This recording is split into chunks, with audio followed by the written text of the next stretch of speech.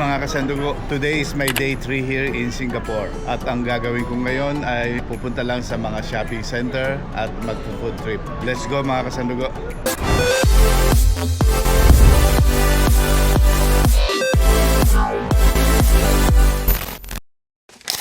Mga kasandugo, just nearby our hotel, merong Food Dynasty. Alam mo dito sa Singapore, mas okay kumain sa mga hawker.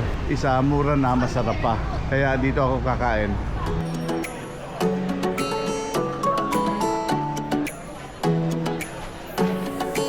Mga kasandugo, itong in-order ko, scrambled egg with garlic pork chop rice. Singapore dollar 7.9 lang ang isa.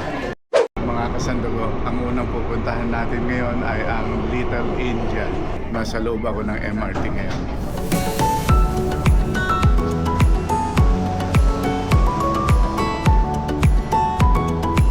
Mga kasandugo, nasa Little India na tayo.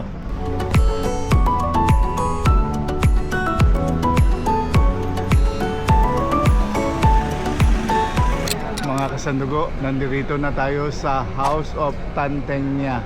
Isang landmark ito dito sa Little India.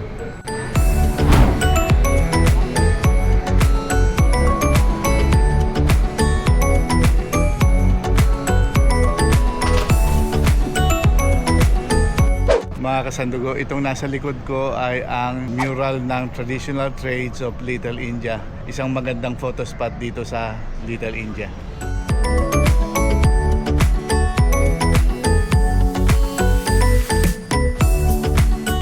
Mga kasandugo, ito ang Sri Veera, hindi ko na alam bigkasin, temple dito sa Little India. Itong Sri Veera Makariamman Temple ay ang first Hindu temple dito sa Singapore. Nag-o-open siya ng 4 PM kaya hindi na ako makapasok.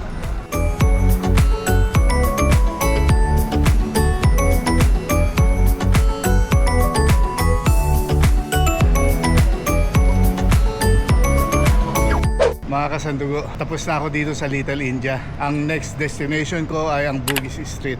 Mga kasandugo, pag nag-MRT kayo going to Little India, sa exit E kayo lalabas.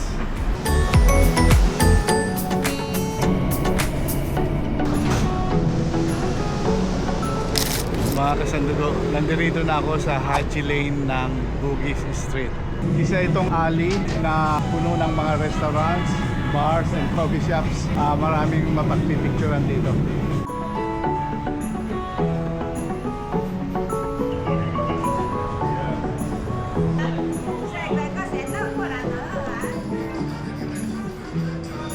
Mga kasandugo, dito sa Haji Lane, hindi lang pala mga bar and restaurants, meron ding mga souvenir shops.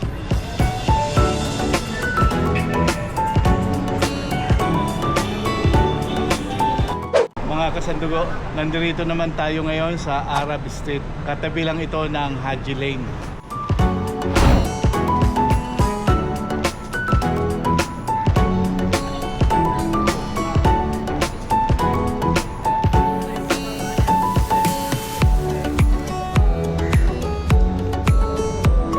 Dito mga kasandugo sa Arab Street, merong store na I Love Singapore. Makakabili ka ng mga ref magnet na $1 each. Merong 4 for 10, 2 for 10. Iba-iba. Dito ako nakabili ng coin purse na 5 for $10. Magaganda naman. Meron pang mga bags na 3 for $10. Ito maganda din, 3 for $10. Ito naman 2 for $10. Mga kasandugo, bago natin ituloy ang shopping sa Bugis Market, mag-Jollibee muna tayo. Merienda, spaghetti and one-piece chicken joy. Mga kasandugo, nandito na ako sa Bugis Street. Sa mga nabalitaan ko, marami raw mabibilihan murang pasalubong dito. Tara po, tingnan natin.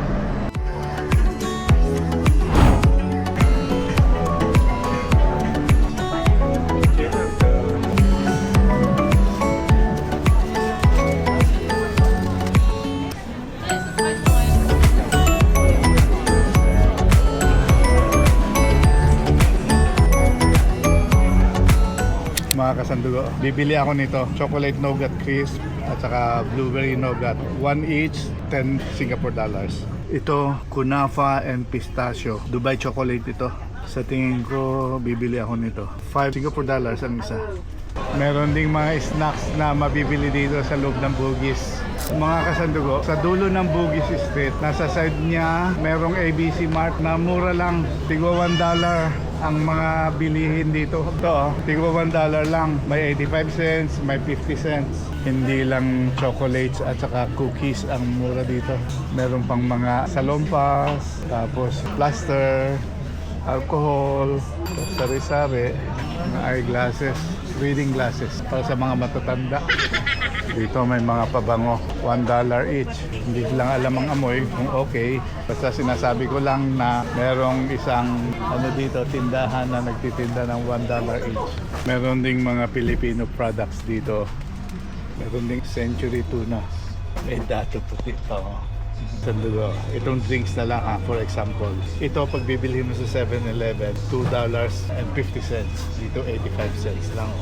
Mga kasandugo, nandito na ako ngayon sa Chinatown. Inabot na naman ako ng gabi.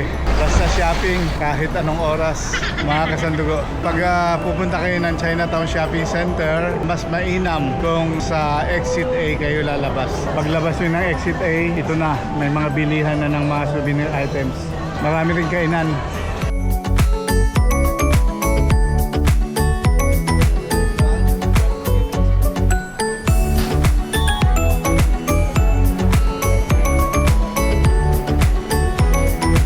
Mga kasandugo, katulad ng mga pinuntahan ko kanina, marami ring tigwa $1 dito.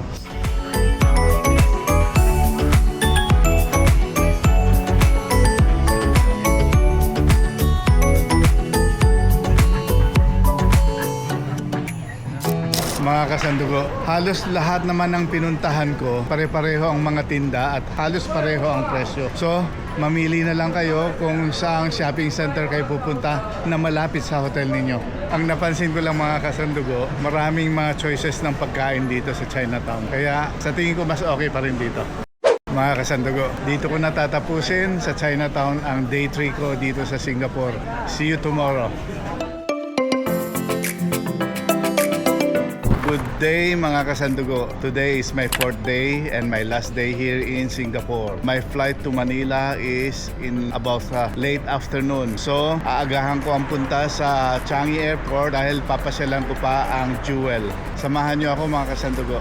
Nasa MRT na ako at from Bencoolen Station, sumakay ako ng Blue Line going to Expo. Doon bababa ako sa Expo, then sakay ng Green Line. One stop lang papuntang Changi Airport. Mga kasandugo, lilipat na ako ng Green Line going to Changi Airport.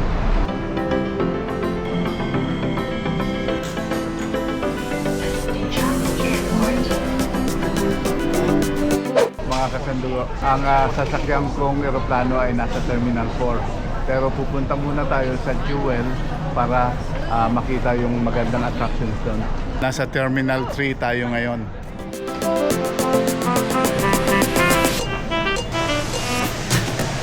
Mga kasandugo, welcome to Jewel, Changi Airport in Singapore.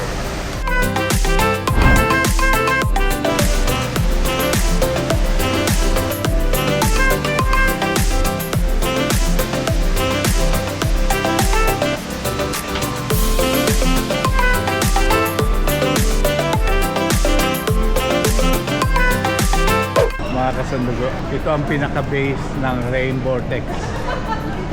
Mga kasandugo, aside from dun sa waterfalls, marami pang mga attractions dito, kaya lang may mga bayad na, katulad ng canopy.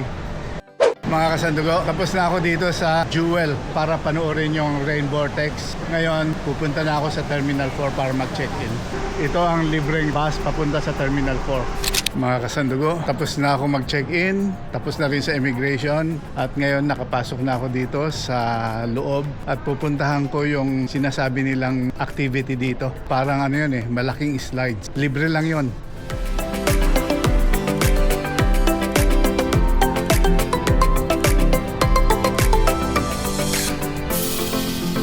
Mga kasandugo, tignan nyo, meron ditong giant slides. Meron pang isang, hindi ko alam ang tawag dyan, parang canopy na umakyat pataas. Ito mga kasandugo, yung parang canopy. Walang bayad to.